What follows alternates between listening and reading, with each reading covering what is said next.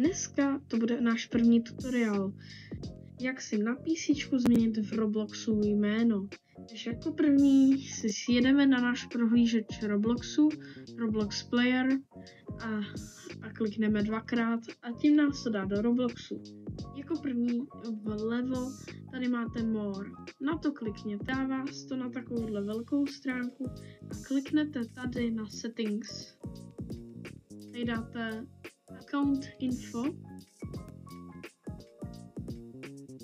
Tady budete mít password, tady si můžete změnit username, to display name, to je to, co se vám ukazuje. A vy kliknete sem, tady si napíšete vaše jméno. Když budete mít jméno změněné, dáte save.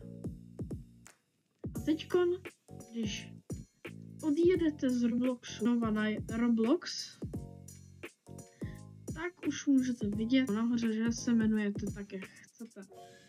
Tohle by bylo k dnešnímu tutoriálu vše. Já doufám, že jste si tutoriál užili.